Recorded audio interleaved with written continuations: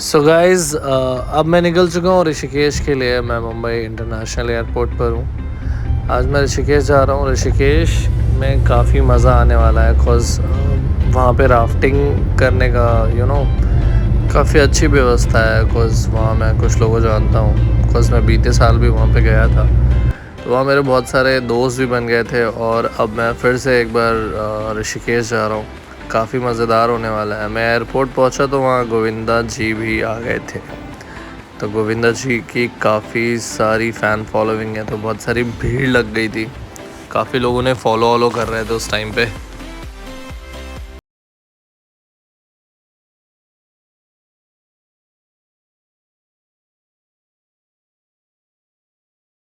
ये ट्रिप काफ़ी मज़ेदार होने वाली थी बिकॉज़ मानसून का भी मौसम है और जब मानसून होता है तो पहाड़ों पे बहुत ज़्यादा ग्रीनरी हो जाती है।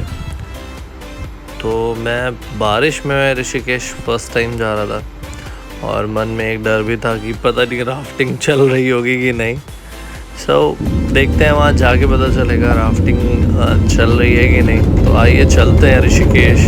काफ़ी मज़े आने वाले हैं बिकॉज़ मैं आपको थोड़ी बहुत बादलों की भी सैर कराऊंगा। थोड़ा बहुत आपको मैं बादल भी दिखाऊंगा।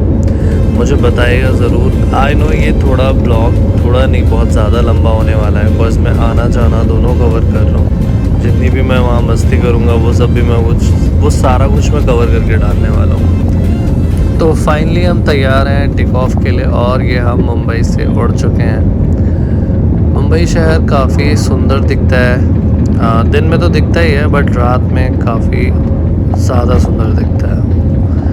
फ़िलहाल अभी मानसून सही है इसलिए टेक ऑफ में ज़्यादा प्रॉब्लम नहीं हुई। लेट्स सी कि देहरादून का वेदर कैसा होता है। बस ऋषिकेश में जो है हम देहरादून एयरपोर्ट पे लैंड करेंगे। वहाँ का एयरपोर्ट काफ़ी छोटा है, मुंबई की तरह बड़ा नहीं है। और देखते हैं वहाँ से फिर कैसे जाना है। कुछ चीज़ें अरेंज हुई हैं शायद कार वार एंड ऑल, उससे जाऊँगा। अदरवाइज़ फिर वहाँ का नॉर्मल कन्वेंस भी ले सकते हैं। ईज़ी, वो भी ईज़ी है, आपको जस्ट एयरपोर्ट के बाहर से मिल जाएगा। सो लेट्स सी कि मेरे लिए क्या अरेंजमेंट्स हैं वहाँ पे। देखते हैं वहाँ पे लैंड करके मैं आपको बताता हूँ। तब तक आप इंजॉय करिए बादलों के शॉट्स।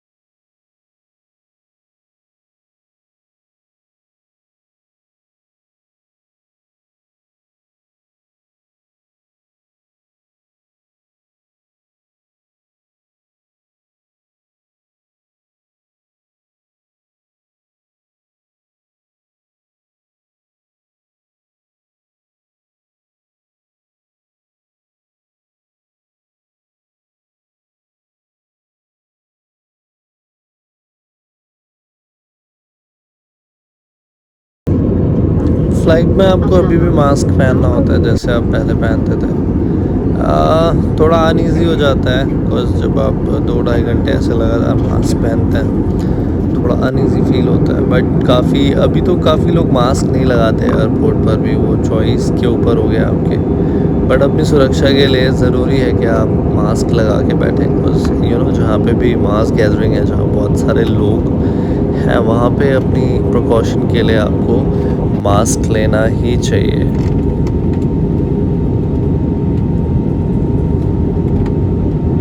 फ़िलहाल अभी हम मुंबई से थोड़ा आगे हैं और ऊपर से देखिए सब कुछ कितना ज़्यादा छोटा दिखता है। बट देख के काफ़ी मज़ा आता है। मैं अभी भी जब मैं ट्रेन में सफ़र करता था मैं तो भी खिड़की पे बैठ के बाहर देखने की कोशिश करता था। और अभी भी मैं जब भी फ़्लाइट से भी सफ़र करता हूँ तो मैं हमेशा विंडो सीट ही प्रेफर करता हूँ। मुझे अभी भी उतनी एक्साइटमेंट होती है जब मैं बचपन में ट्रेन में बैठ के बाहर की तरफ देखता था ना, उतनी ज़्यादा एक्साइटमेंट मुझे फ़्लाइट की विंडो सीट पे भी बैठ के होता है। सो इस एक्साइटमेंट को कभी लूज़ ना करिए, इसको ना खोने दीजिए। बिकॉज़ कहीं ना कहीं एक बचपन ज़िंदा रहना चाहिए हम सभी में। तो इन छोटी छोटी चीज़ों को आप इंजॉय कर सकते हैं जब आप ट्रैवल कर रहे हैं या कहीं आ जा रहे हैं। ज़रूरी नहीं है कि हमेशा सीरियस मूड में रहा जाए। बहुत सारी चीज़ें एक्साइटिंग हैं हमारे इस देश में, और देश के बाहर भी नेचर ने काफ़ी कुछ ऐसा बना रखा है। और जब बादल आते हैं तो ये देखिए पानी उड़ने लगता है। हो ये काफ़ी मज़ेदार होता है। जब मैं डरता भी बहुत हूँ जब एयर टर्बुलेंस वगैरह होता है, बट मुझे मज़ा भी बहुत आता है। आई डोंट नो, मतलब दोनों सेम टाइम पे होता है। वो स्केरी भी फील होता है और मज़ा भी बहुत आता है। ये सारे मोमेंट्स मैं कैप्चर करता हूँ बिकॉज़ बाद में मैं इसे खुद भी देखता हूँ और अपने दोस्तों को दिखा के बोलता हूँ कि देखा यार उस दिन कितना ज़्यादा बादलों में एयर टर्बुलेंस हो रहा था, ऐसा ऐसा हो रहा था। मज़ा आता है। फिर वो लोग स्टोरीज़ पूछते हैं, फिर क्या हुआ फिर क्या हुआ। सो ये काफ़ी मज़ेदार होता है, आप अपने दोस्तों के साथ डिस्कस कर सकते हैं। फ़िलहाल मैं बहुत ज़्यादा एक्साइटेड हूँ राफ्टिंग को लेके। लेट्स सी कि वहाँ पे राफ्टिंग होती है नहीं, बिकॉज़ मुझे जो कुछ लोगों ने बताया कि बारिश में शायद राफ्टिंग बंद हो जाती है। तो फ़िलहाल मैं पूरा व्यू करूँगा वहाँ पे कैसा है क्या है। देखते हैं, अगर नहीं चलेगी तो फिर क्या ही कर सकते हैं, कुछ नहीं, ऐसे ही गंगा जी में डुबकी लगा लेंगे। Let's see.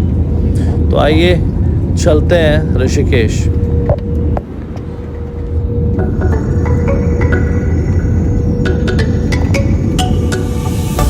Let me go, there's no doubt. Gotta get out of this small town. You took my heart from me, now you're everywhere I see. Set me free, let me fly. Let me find new kinds of highs. We're just wasting here, waiting for another year. We both know the score. We've been here once before. So many words unspoken. You took my heart, it's already broken. You don't have to wait. ये कितनी ज़्यादा सुंदर जगह है यार, काफ़ी खुला खुला सा है। ऐसे दिल्ली मुंबई में तो बिल्कुल भी नहीं मिलता है एयरपोर्ट के आसपास इतनी खुली जगह। फ़िलहाल मैं लैंड करने वाला हूँ देहरादून एयरपोर्ट पे। देहरादून से जहाँ मुझे जाना है ऋषिकेश, अराउंड वो 35-40 किलोमीटर है। और ये मैं लैंड कर गया देहरादून एयरपोर्ट पे। मैं देहरादून एयरपोर्ट पे शायद मैं चौथी बार, तीसरी या चौथी बार मैं लैंड कर रहा हूँ। छोटा है बट अच्छा एयरपोर्ट है। ज़्यादा ऐसे खोने होने का डर नहीं रहता है। बहुत बड़ा एयरपोर्ट नहीं है तो आपको ज़्यादा पूछने की ज़रूरत नहीं पड़ेगी कि आपको क्या कहाँ से मिलेगा। बस आप जैसे एयरपोर्ट के बाहर निकलेंगे वहाँ बहुत सारी गाड़ियाँ और टैक्सी और सारी चीज़ें वहाँ पे आपको तुरंत ही मिल जाएंगी। तो काफ़ी आसान है और ये काफ़ी ज़्यादा सुंदर है यार। आसपास काफ़ी ज़्यादा ग्रीनरी है। तो आइए चलते हैं, घुमाते हैं आपको पूरा ऋषिकेश। एंजॉय करिए। Hope the night was worth your time. Threw my heart away. We won't see another day.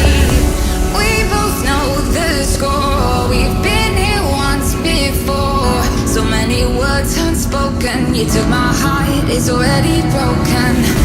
You don't have to wait. I can take the pain.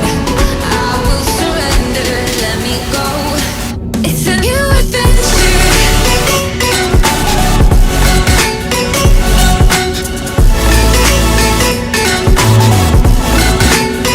On a new adventure.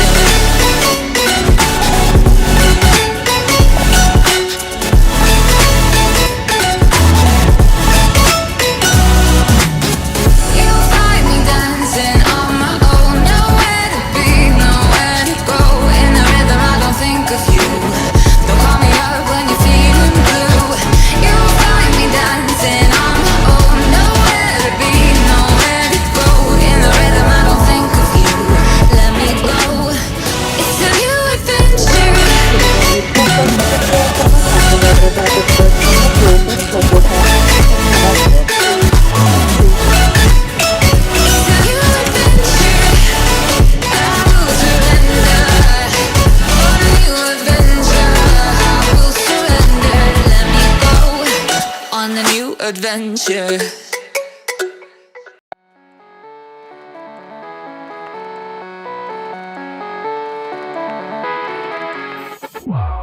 Music's loud and I'm feeling alright. In slow motion, baby, it's just you and I. Yet the burn makes you feel so alive. And we live in the moment, so you know even tonight. We're here now, let's party together. Let's live like tonight is forever. We're here now, let's party together. Let's live like tonight is forever.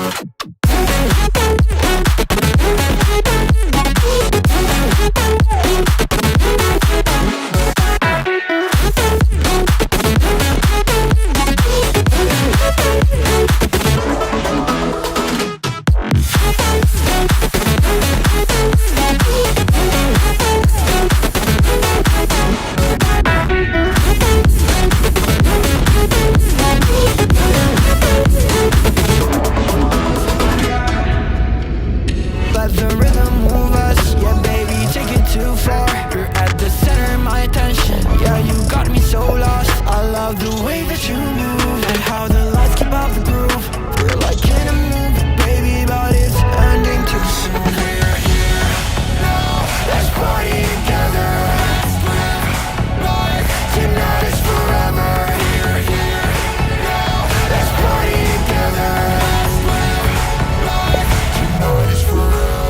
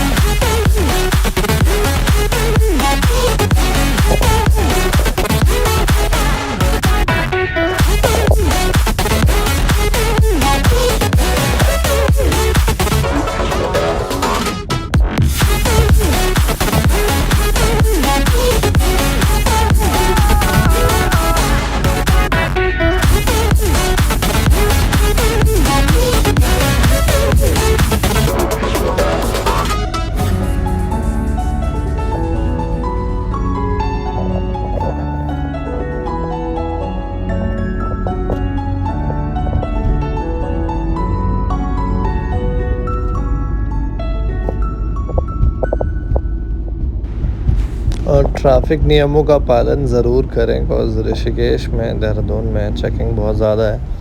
सो सिर्फ इसलिए नहीं पालन करना है कि checking बहुत ज़्यादा है, इसलिए भी पालन करना है क्योंकि आपको सुरक्षित रहना है। क्योंकि आप जब पहाड़ों पर होते हैं तो आप अवेयर नहीं होते हैं।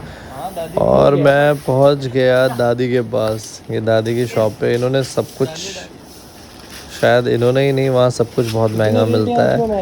अगर आप 1000 रुपये की चीज़ लेने गए हैं तो आपको 1500 रुपये देने पड़ेंगे, तो इसके लिए आप तैयार रहें। 4 रुपये बढ़ाइए, सीधा 100 रुपये का सामान हुआ 150 रुपये का सीधा। आपने इसमें भी हमें कुछ नहीं मिला। 50% रेट आपने बढ़ा दिए। 15 ही थी आपको ये, 15 ही थी। हाँ बट आपने 32 रुपये का दूध आपने 40 रुपये में दिया, 10 रुपये की मैगी आपने 15 रुपये में दी।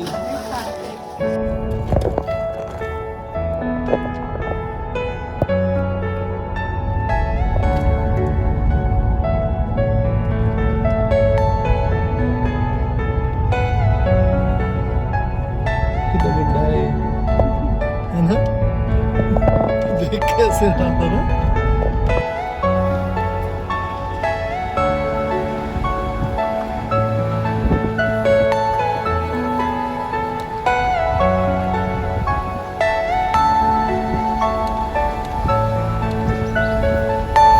Are you all my personal dreams?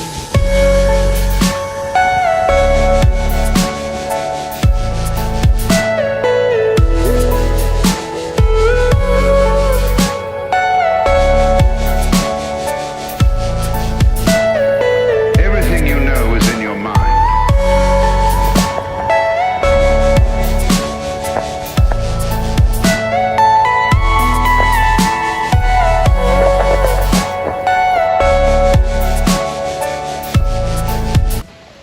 तो फाइनली यार मैं अपने आश्रम पहुंच चुका हूं और ये काफ़ी ज़्यादा मज़ेदार जगह है।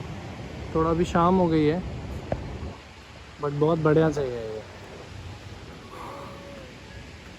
ये है वो आश्रम जहाँ हम रुकेंगे।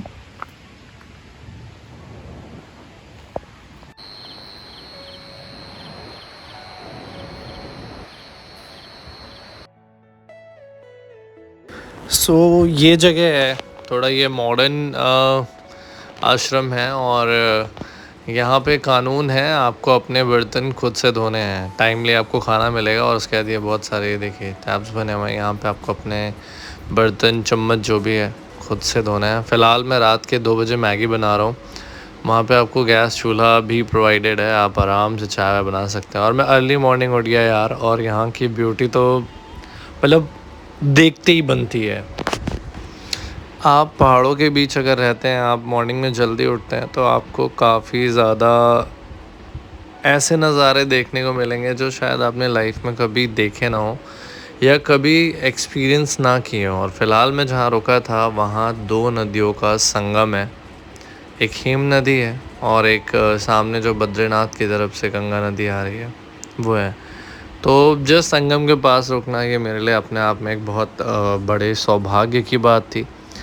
आइए मैं दिखाता हूँ। कौस अभी थोड़ा सा धुंधला है, कौस अभी रात है और रात में या फिर बहुत ज़्यादा अर्ली मॉर्निंग बाहर निकल के जाना सेफ़ नहीं होता है, कौस जंगली जानवर भी होते हैं। क्योंकि ये जो जिस जगह पे मैं रुका हूँ ये नेशनल पार्क के अंडर में आता है और आगे से फिर रोड है बद्रीनाथ जाने के लिए, जस्ट गंगा उस पार से। सो आइए मैं दिखाता हूँ आपको बाहर चल के कुछ सीन्स। अभी तो फ़िलहाल ये मैं जहाँ मैं हूँ रुका हूँ वहाँ के छत से मैंने कुछ शॉट्स लिए हैं। तो आइए दिखाता हूँ मैं आपको बाहर चल के। अब शायद थोड़ा उजाला हो गया है।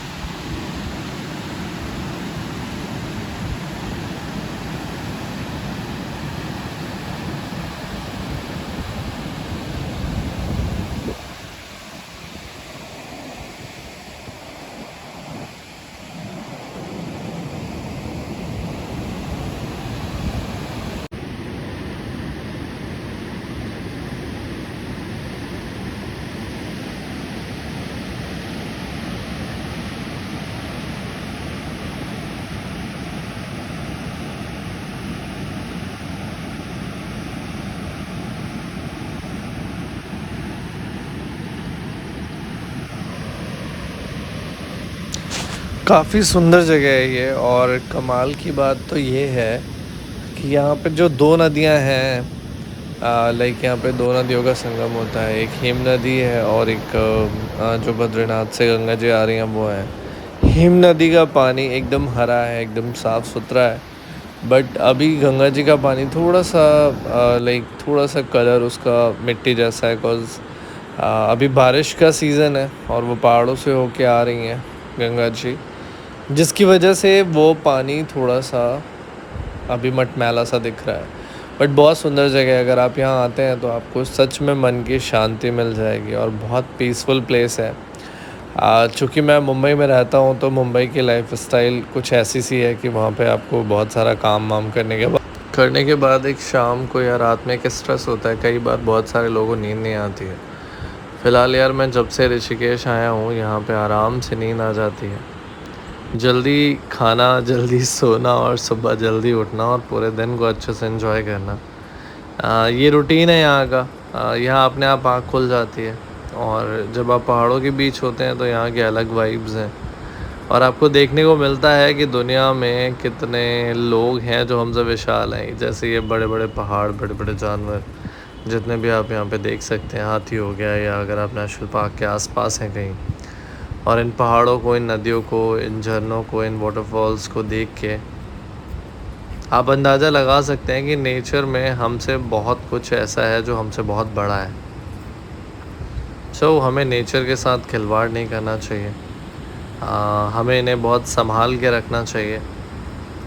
काफ़ी लोग हैं जो पहाड़ों पर जाते हैं शायद एंजॉय का मतलब ये नहीं होता है कि आप बहुत सारी शराब पिएं और बॉटल को जो है गंगा जी के घाट के किनारे या फिर ऐसे कहीं फेंक दें। मैंने कुछ जगहों पे ये सारी चीज़ें देखी थी, मुझे काफ़ी बुरा लगा। मुझे लगता है कि ठीक है, आप अगर कुछ दिनों के लिए ऐसे घूमने जा रहे हैं तो एटलीस्ट आप गंगा जी के किनारे बैठ के शराब ना पिएं। मतलब आप जिसे माँ कहते हैं और जिसे आप इतना पवित्र मानते हैं, उसके किनारे बैठ के आप शराब पी कैसे सकते हैं और वो आपके हलक से नीचे उतर कैसे रही है। तो ऐसे जो भी इस तरह के, आई डोंट नो मुझे ऐसे बोलना चाहिए या नहीं बोलना चाहिए, बट इस तरह के जो भी अखंड, अब मैं वो शब्द नहीं यूज़ करना चाहता, इस तरह के जो अखंड समझदार हैं उन्हें ऐसे नहीं करना चाहिए। आप गंगा जी के किनारे बैठ के शराब मत पीजिए। आप ऋषिकेश आए हैं या आप किसी भी ऐसे पवित्र घाट के किनारे बैठ के एंजॉय का मतलब शराब पीना नहीं होता है। तो इन सारे जो है महान शख्सियत को मैं समझाना नहीं चाहता हूँ, बस ये कहना चाहता हूँ, एक गुजारिश है मेरी, रिक्वेस्ट है मेरी कि एटलीस्ट आप ऐसी चीज़ें ना करें जो सोशली अच्छी नहीं है। और आप अपनी मदर के सामने बैठ के तो शराब नहीं पी सकते हैं। तो अगर आप अपनी मदर के सामने बैठ के शराब नहीं पी सकते तो गंगा जी को भी माँ कहा जाता है, तो ये भी आपकी माँ है, तो इनके सामने भी बैठ के आप शराब ना पिए। बहुत सारे लोगों को ऐसा लगेगा अरे ज्ञान दे रहा है, मैं ज्ञान नहीं दे रहा हूँ यार। काफ़ी दुख होता है जब मैं ऐसे लोगों को देखता हूँ जो गंगा जी में बैठ के एक ऐसा किनारा या कोना ढूंढते हैं पत्थरों के पास और पैर पानी में डाल के वहाँ शराब पीते हैं। मतलब लेवल देख रहे हैं आप एंजॉयमेंट का। खैर आइए घुमाते हैं आपको। जस्ट ये जो पीछे की पहाड़ी है, यहाँ से नीलकंठ का रास्ता जाता है जो कि ऋषिकेश से तकरीबन 25 किलोमीटर है। और अगर आप लक्ष्मण झूला के आसपास हैं तो वहाँ से आपको ये 18-17 किलोमीटर पड़ेगा। और मज़ेदार बात ये है कि मैं जिस जगह पे रुका हुआ हूँ जस्ट इसके सामने से ही राफ्टिंग होती है। एक ये पॉइंट राफ्टिंग का है। अदरवाइज़ आप जा सकते हैं शिवपुरी में रेड चिलीज़ वाले राफ्टिंग कराते हैं। वो काफ़ी लंबी राफ्टिंग होती है 16 किलोमीटर की, बट अगर शॉर्ट राफ्टिंग करनी है 9 किलोमीटर की तो आप आ सकते हैं यहाँ पे और मुझे ज्वाइन कर सकते हैं। मैं फ़िलहाल इंतज़ार में हूँ कि राफ्टिंग कब शुरू होगी। अब ये बादलों के पीछे छुपा हुआ जैसा एक फ़ैसला होगा शायद यहाँ की गवर्नमेंट का, कॉज अभी राफ्टिंग बंद है और मैं आया था सिर्फ राफ्टिंग करने के लिए। सो लेट्स सी क्या होता है, देखते हैं मैं राफ्टिंग कर पाता हूँ या नहीं। और ये जो छोटी छोटी सी झोपड़ियाँ बनी हैं यहाँ पे, बहुत ज़्यादा टेस्टी मैगी मिलती है। मैं ख़ुद भी जाता रहता हूँ यहाँ पे। तो आइए घुमाता हूँ मैं आपको ऋषिकेश और मिलते हैं फिर आपसे।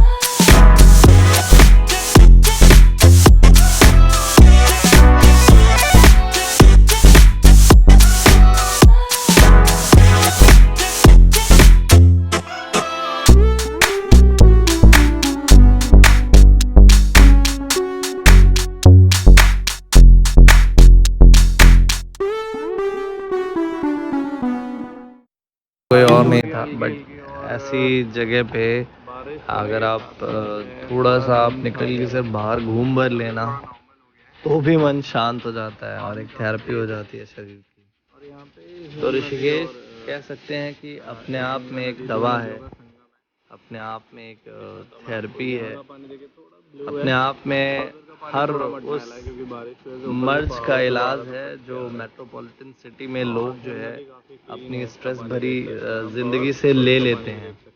तो अगर आप चाहते हैं कि उस स्ट्रेस से, उस मर्ज से आपको निजात मिले तो ऋषिकेश एक बार ज़रूर जाएं। ये बहुत ज़्यादा बहुत ज़्यादा स्पिरिचुअल प्लेस है, बहुत ज़्यादा आपको शांत कर देगी आपके दिमाग को। ये ऐसी जगह है कि आपके दिमाग को अच्छे से शांत कर देगी, बिल्कुल भी स्ट्रेस नहीं रह जाएगा, बिल्कुल भी किसी प्रकार का। हाँ, वो एक अलग बात है कि आपको भी कोशिश करनी होगी अपनी तरफ से कि आप आए हैं तो अपना कंसंट्रेशन पूरा आप अपना ध्यान जो है उस जगह पे लगाएं अभी आप जहाँ पे हैं।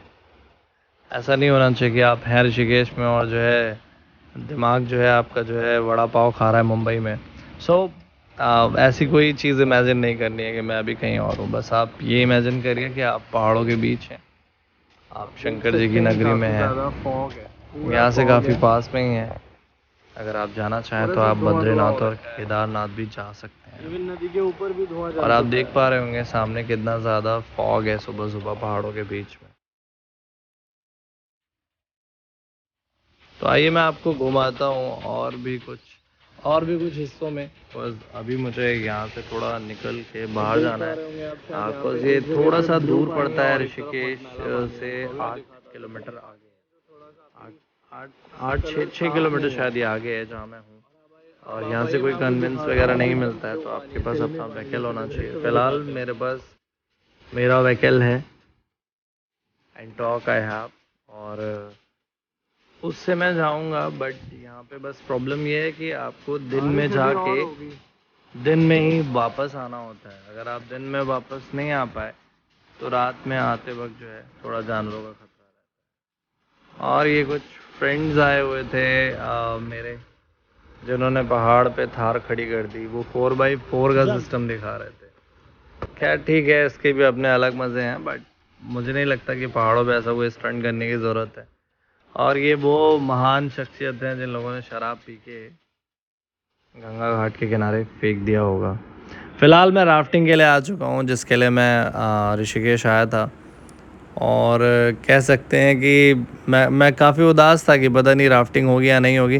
फ़िलहाल राफ्टिंग स्टार्ट हो चुकी है और मैं बहुत ज़्यादा खुश हूँ। राफ्टिंग स्टार्ट होने वाली थी 15 तारीख से और 11 तारीख से स्टार्ट हो गई। फ़िलहाल मैं 3 दिन प्रॉपर राफ्टिंग करूँगा, कॉज मैं राफ्टिंग के लिए आया था और बहुत मज़ा आने वाला है। मैं बहुत ज़्यादा एक्साइटेड हूँ, कॉज इसके पहले भी मैं कई बार राफ्टिंग कर चुका हूँ और ये काफ़ी ज़्यादा मज़ेदार होने वाला है। तो आइए करते हैं राफ्टिंग। आप भी हमारे साथ स्पिन को देख के आप भी राफ्टिंग के मज़े ले सकते हैं, और आप भी जब ऋषिकेश आएँ तो आप भी राफ्टिंग ज़रूर करें।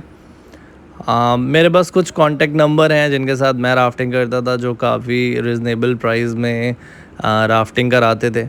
काफ़ी मज़ेदार राफ्टिंग कराते हैं ये लोग, और बाकी लोगों से इनके प्राइसेस काफ़ी कम है। तो मैं उनका नंबर जो है डिस्क्रिप्शन में डाल दूंगा, तो आप उनसे कांटेक्ट कर सकते हैं और अपनी बुकिंग्स कर सकते हैं। तो आइए चलते हैं। वहाँ काफ़ी सारे अननोन लोग भी थे जो दोस्त बन गए हैं, बिकॉज राफ्टिंग आप अकेले तो जा नहीं सकते हैं। तो उसमें एक वो 7-8 लोग का ग्रुप होता है, 6 लोग का। तो मेरे साथ भी एक ग्रुप था जो मिल गया और हम लोगों ने भी काफ़ी मज़ा किया पानी में। तो आइए देखते हैं पूरी वीडियो और कमेंट में ज़रूर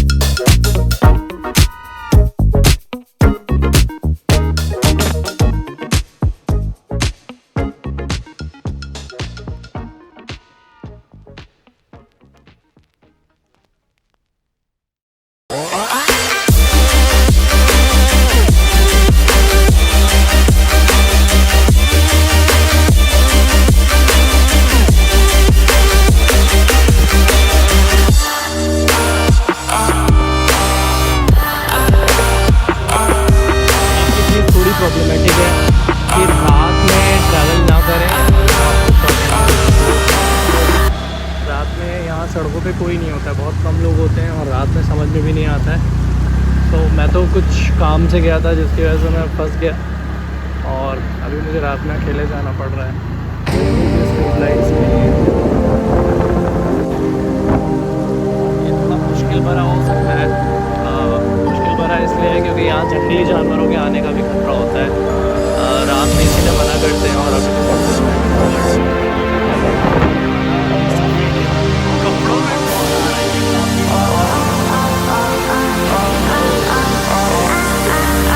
डर गया था।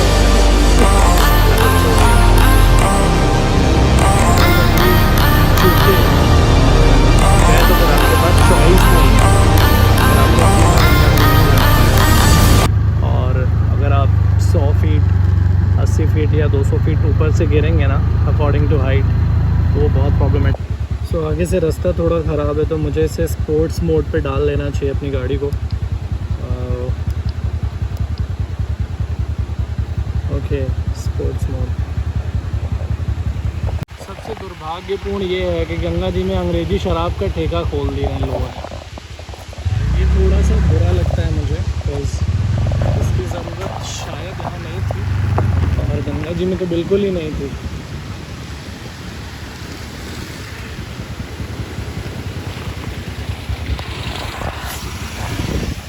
ये सब देखे शराब लेके जो है आदमी जंगलों में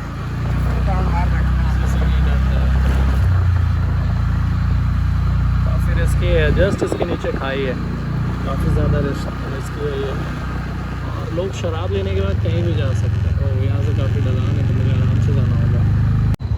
ये तो और ज़्यादा मुश्किल और भरा होने वाला है बिकॉज़ यहाँ से पूरा रोड ऐसे ही है और बहुत नीचे तक है और मुझे लगभग यहाँ से 3 किलोमीटर नीचे जाना है।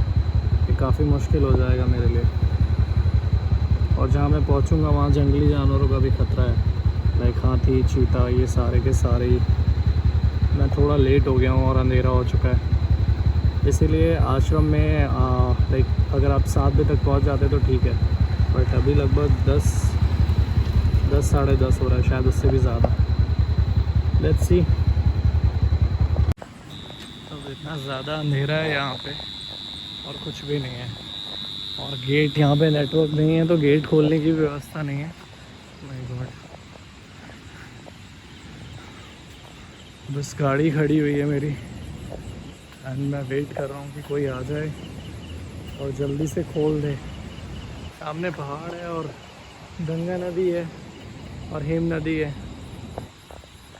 ये उसका एक स्नान घाट है थोड़ी दूरी पे और यहीं पे हाथी आता है पानी पीने के लिए और सारे जंगली जानवर यहीं पानी पीने के लिए आते हैं हेम नदी का, बिकॉज वो काफ़ी साफ़ सुथरा है।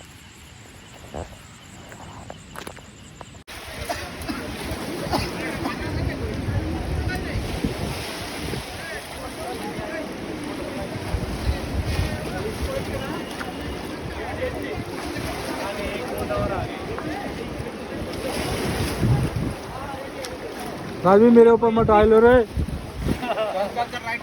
लो लो भाई आराम से खड़ी कर लो भाई वीडियो डाल दो बाबा डाल दो आज। ओ धोखा कैसे हो तो फिर भीग जाए क्या फायदा होगा।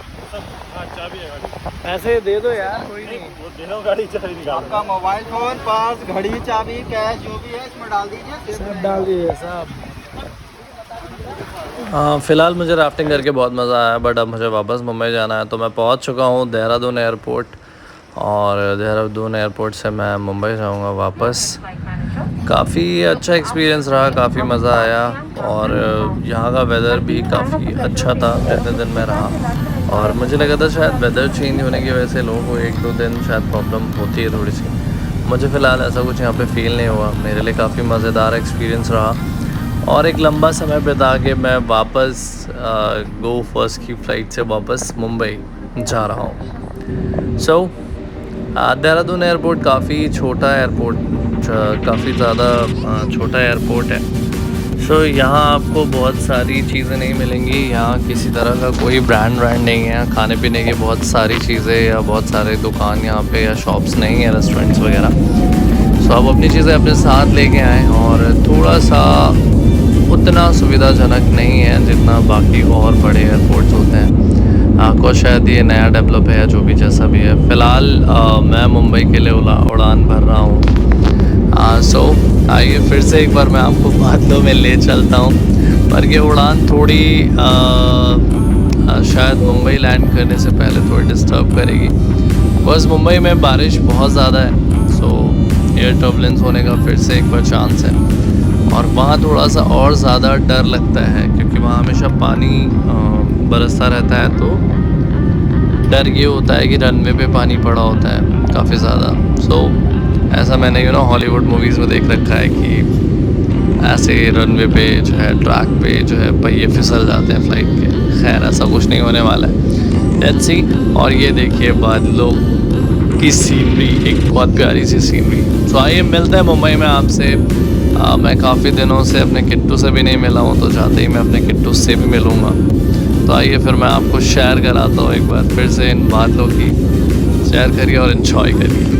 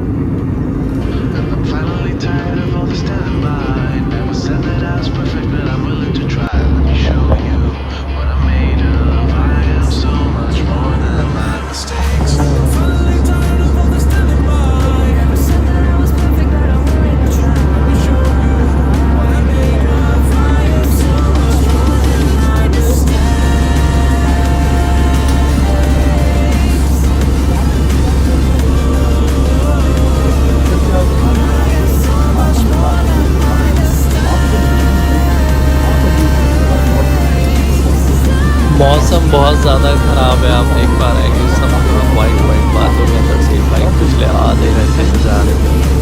ये काफ़ी डरावना है, काफ़ी लोग डरे हुए हैं। इवन सच कहूँ तो मैं भी डरा हुआ हूँ, लेकिन कोई रास्ता नहीं है। आप यहाँ से किसी तरह की मदद नहीं ले सकते कहीं और से, और एग्ज़िट भी नहीं ले सकते। तो एक लाइन है कि जाए विधि राखे राम ताए विधि दिए। देखते क्या होता है। फ़िलहाल काफ़ी ज़्यादा फ्लाइट, ये मैं जो वॉइस रिकॉर्ड कर रहा हूँ, इवन सभी लोग ऐसा करते हैं कि वॉइस रिकॉर्ड जो मैं कर रहा हूँ ये ब्लॉग के बाद कर रहा हूँ। शायद मेरी आवाज़ से आपको पता चल रहा होगा कि मैं शायद हंस रहा हूँ, बिकॉज मैं उस मोमेंट को याद कर रहा हूँ कि मैं उस टाइम क्या फ़ील कर पा रहा था। वो बहुत ज़्यादा एडवेंचरस था। इतना एडवेंचर ज़िंदगी के लिए ठीक नहीं है। फ़िलहाल देखिए आप और आगे क्या क्या हो रहा है यहाँ पे। मिलते हैं आपको मुंबई एयरपोर्ट पर।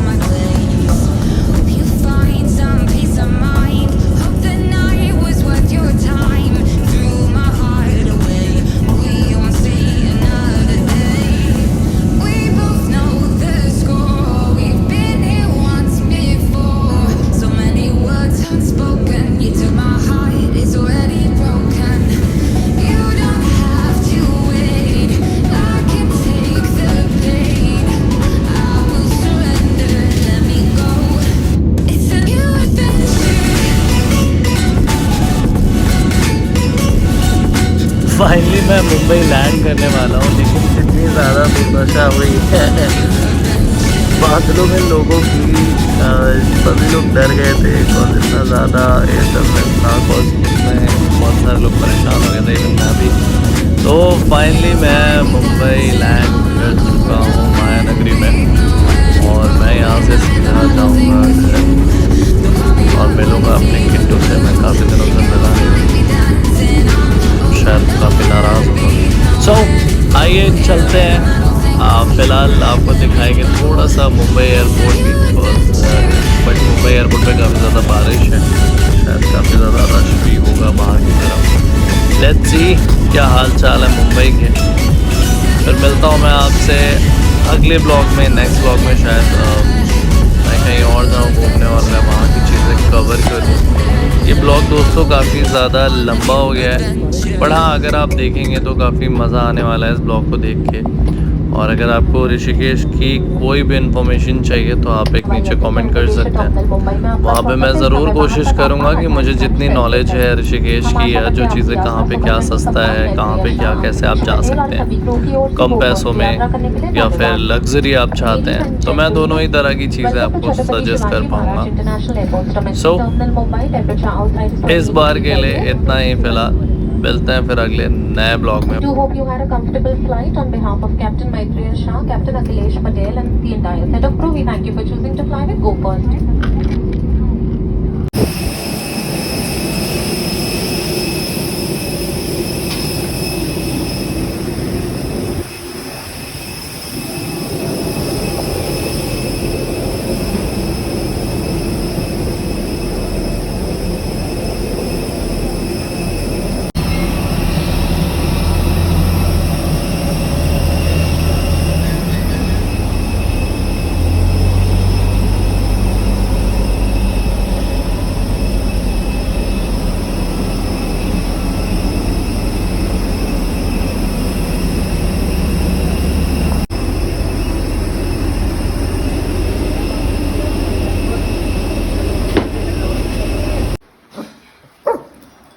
क्या हो गया, चलो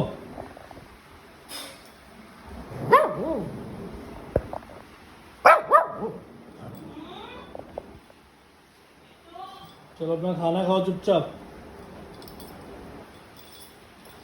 चलो पिटाई हो जाएगी, चलो चलो जाओ खाना खाओ। अरे इधर से कहाँ जा रहे हो?